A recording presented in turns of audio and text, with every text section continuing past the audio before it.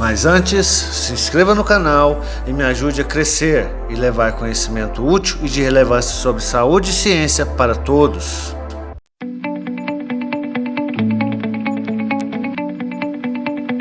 Bem-vindos a mais um vídeo aqui do meu canal. Hoje nós vamos continuar a sequência que falamos sobre a consulta de enfermagem, mais um pedacinho dela. E hoje nós vamos falar sobre a parte de medicação, que durante a consulta de enfermagem nós colhemos quais medicações estão em uso para o paciente avaliado, para o paciente que está passando pela consulta. E qual é a importância? Vamos lá? Vem comigo. Bem, gente, é o seguinte. Quando eu estou começando a avaliação, eu faço a coleta de sinais vitais, já começo em algum momento colher a história do paciente, que é muito importante. Geralmente a gente colhe também com familiares, para ver todo aquele conflito de ideias e absorver o que é mais importante. Isso a gente ainda vai falar em outros vídeos. Mas uma das partes que quando a gente vai fazer a consulta, é perguntar quais são as doenças prévias que o paciente tem. Bem, geralmente vai uma lista. Perdão. Pacientes idosos, por exemplo, que é mais comum para solicitar esse tipo de trabalho, que é a consulta de enfermagem residencial ou mesmo ambulatorial, geralmente são pessoas que já demonstram um quadro de não rigidez. E geralmente vem o quadro de hiperdia, de hipertensão, diabetes, doenças que vão aparecendo, veja bem, não são normais para o quadro de envelhecimento, mas são comuns no quadro de envelhecimento, porque o sistema fisiológico do indivíduo vai se modificando ao passar dos anos. Eu já fiz um vídeo aqui no canal falando sobre o envelhecimento, então as células vão perdendo suas capacidades de interação, de abertura, de recepção química, de percepção química, de resposta química, e logo vão acontecendo algumas coisas que são realmente naturais para o indivíduo. E existem as doenças oportunistas ou as predisposições genéticas para certas doenças que surgem durante esse período, se aproveitando da fragilidade que vai surgindo com o mecanismo do envelhecimento. Então surgem doenças comuns, como eu disse, não é normal, porque o que é normal seria natural, mas é no mínimo comum, porque a maior parte da população mais idosa acaba apresentando certas comorbidades. Porém, é normal também que, principalmente para pacientes que são previamente atendidos pelo Sistema Único de Saúde, não contam com um tempo tão grande para compreender as suas comorbidades, ou não tem nem interesse, ou se tem interesse não entende. É aquela questão da diferença de diálogo, onde uma pessoa tem uma cultura que aprendeu a conversar de uma certa forma, quando encontra o médico, o enfermeiro, o profissional de saúde fala 1 milhão de coisas, e o paciente apenas diz assim, entendi, mas não entendeu nada, né? A visão do adolescente. Tudo bem, pai, entendi, mas na verdade não entendeu, foi patativas. E dessa forma, quando a gente vai fazer a avaliação sem relatórios anteriores, sem nada, para uma primeira consulta, por exemplo, se você questiona quais comorbidades prévias o paciente tem, ou seja, que doença que ele faz tratamento, que doença que já foi diagnosticada, a maioria dos casos o pessoal não vai saber te responder, nem a família, muito menos o próprio paciente.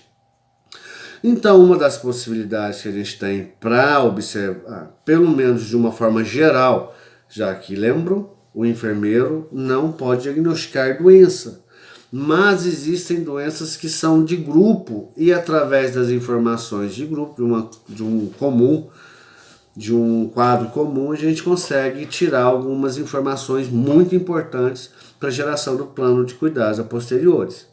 Então, por exemplo, se um paciente toma um inibidor de alça, um beta-bloqueador, ou uma medicação como um diurético, sem ter um edema generalizado ou sem ter uma situação de edema, e essa medicação é de uso crônico, de uso contínuo, logo vou poder perceber que esse paciente tem uma doença hipertensiva, tem algum agravo cardiovascular. Fechou, já consigo tirar pela medicação qual que é uma das comorbidades prévias. O paciente toma um anti-hiperglicêmico de uso contínuo e logo há alguns que podem servir como profilático para insuficiência renal, mas na maioria dos casos, quando há dois combinados, é porque já existe ou uma pré ou uma diabetes instalada. Então logo já fecha um outro quadro. E assim vai com as medicações. Eu utilizo o AME, existem programas, eu também tenho um programinha muito bom no computador que fala, são medicamentos, se não me engano, o nome é esse, mas são programas gratuitos que te fornecem um bulário extenso, muito extenso. No caso do AME, que é específico para a equipe de enfermagem, tem as orientações da enfermagem para quando eu vou administrar a medicação, que é uma coisa que eu vou ver mais na frente. Mas ele também é um bulário e me permite identificar quais são essas comorbidades pregressas, essas comorbidades que eu penso que o indivíduo já tem. Fazendo assim uma avaliação completa, permitindo saber também o quadro geral do paciente de comorbidades, se são doenças crônicas, se e se estão agudizadas ou não, tudo de acordo com a medicação, se eu já conheço essa medicação que está sendo utilizada. Detalhe, lembrando, enfermeiro não prescreve medicação, enfermeiro prescreve cuidado. Um dos cuidados é fazer a administração do medicamento, seja via oral, seja via enteral ou qualquer via, em horário adequado, conforme prescrição médica. Isso é uma prescrição, então conforme prescrição médica. Eu só vou prescrever medicações sendo enfermeiro se eu fizer parte de um programa, como um PSF ou algum dos programas que saúde indígena, saúde do campo, e aí já existem as medicações que são protocoladas, assinada junto ao Conselho de Medicina e ao Conselho de Enfermagem Regional, e esses protocolos permitem ao enfermeiro fazer a prescrição conforme o protocolo do programa. Existem algumas outras situações, como por exemplo, eu que faço pós-graduação em estética e dermatologia, eu posso prescrever também alguns fitoterápicos e algumas medicações de uso tópico para controle de feridas e controle dérmico, além de cosméticos e cosmecêuticos. Fechado nisso, em especializações, em programas, o enfermeiro não prescreve medicações, mas ele é obrigado a conhecer as medicações, pelo menos em amplo grupo. Aí vamos supor que o paciente toma uma medicação como um anti-inflamatório. Aquele anti-inflamatório é de ação vias aéreas. Por exemplo, nimesulida, pega vias aéreas superior e região faríngea. Ele toma aquele remédio por quê? Você faz uma investigação. O paciente não apresenta faringite, mas ele começou a tomar quando aconteceu um quadro de faringite. Gente, o que muito acontece também é a automedicação e o paciente, por vezes, pegar uma medicação que era para uso de curta duração, de curto período, e tomar a vida inteira. Então aí a gente também entra como enfermeiro, a gente já pode falar, olha, essa medicação não é de uso contínuo, não existe motivo para que essa medicação seja tomada, lembrando que é uma medicação, são medicações que não são de uso controlado, ou seja, não tem uma receita carbonada, nem azul, nem uma receita de ordem controlada. Então a pessoa pode comprar a torta direita e acaba tomando igual farinha, comendo igual farinha em casa. Não é assim que funciona, não vai adiantar desse jeito. Então já vou lá para os cuidados pensando que essa medicação vai ser suspensa, ou pelo menos eu vou colocar uma prescrição de cuidado, é revisar, reencaminho o paciente para atendimento médico de rede pública de saúde, quando é o caso, ou para médico especialista em tal determinado setor que atendeu o paciente previamente, para reavaliação medicamentosa, porque se eu não posso prescrever, eu também não posso tirar sem eu ter certeza de alguma coisa. Nesse caso eu falei do cimelite, do nimesulida, perdão, são mesmo.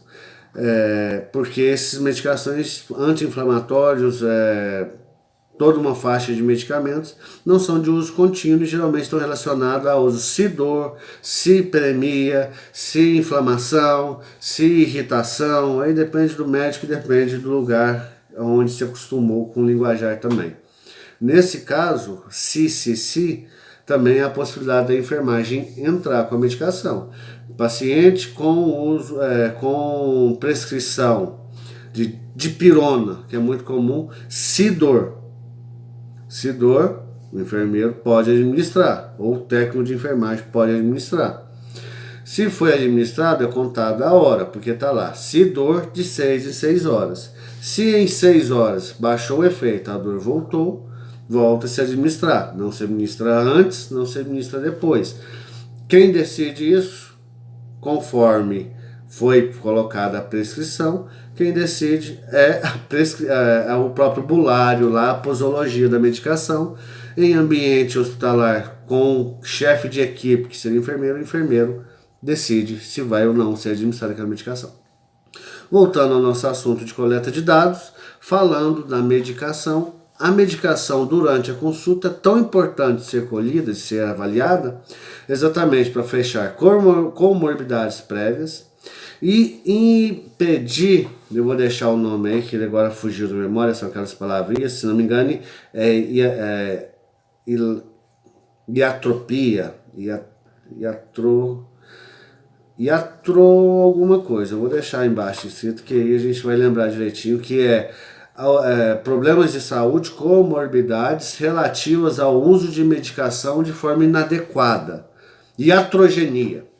Beleza, vai aparecer de todo jeito aí embaixo, vou deixar escrito para a gente não esquecer mais. A iatrogenia é muito comum em pacientes, principalmente em tratamento residencial, em tratamento dentro de casa. E quando acontece problemas relacionados à iatrogenia, são daquele caso que o paciente toma a medicação a vida inteira e nunca mais voltou no médico para mudar a receita. Então, às vezes está com uma subdosagem, o problema piorou, mas a medicação continua a mesma. Por exemplo, no controle de diabetes, a pessoa mudou hábitos alimentares, houve uma maior resistência à insulina, mas não modificou nenhuma das medicações ao passar do tempo, então não está tendo uma diabetes compensada, está descompensando, por causa de efeito iatrogênico. Acontece sempre com pressão, sempre com diabetes, sempre com problemas crônicos relacionados à idade, como eu disse, que são oportunistas ou que são relacionados à predisposição pelo tipo de vida que alguém levou. Então todos esses problemas aí vai acontecendo, então a gente avalia a medicação durante a consulta para conhecer as comorbidades pregressas, para poder prevenir e entender o fator iatrogênico e também para a gente ter uma ideia do cotidiano, fazer um controle a partir do plano de cuidados da iatrogenia e da automedicação. De tudo isso nós vamos escolhendo e sempre que há dúvida a gente recorre à literatura que é própria, movida para enfermagem. No caso o AME aqui, esse meu é meio antigo, já existem novas versões, existem outros materiais também, que vão te dar base de informação para você poder pesquisar e entender. Como eu disse, a medicação pode me levar a ideias, porque dentro de um bulário eu sempre vou ter as indicações e vou ter as propriedades da medicação também. Por exemplo, eu abri aqui, ó, cadê? Na parte do, não sei se vai dar para ver direitinho, do estalopram. O estalopram, ele é um inibidor seletivo de recaptação de serotonina. Beleza, eu sei que tem a ver com serotonina, logo tem a ver alguma coisa com emocional. A indicação, tratamento e prevenção de recaída ou recorrência da depressão. Então, é um tratamento para depressão pós-agudização, ou seja, quando ela já cronifica de novo ou quando ela estabiliza, o quadro de tristeza crônica ou depressão, ou até em transtornos, ele vai ser entrado. Então, se uma pessoa toma estalopram, logo ela tem uma história de depressão. Sabendo disso, eu já vou ter que um dos diagnósticos de enfermagem, a gente vai falar mais à frente sobre isso, um dos diagnósticos é risco de alteração emocional, risco de desequilíbrio emocional, risco cognitivo, risco de segurança, risco de conforto, risco de autocuidado, higiene, alimentação, porque tudo isso está relacionado à depressão, que pode voltar, simplesmente fazendo qualquer medicação.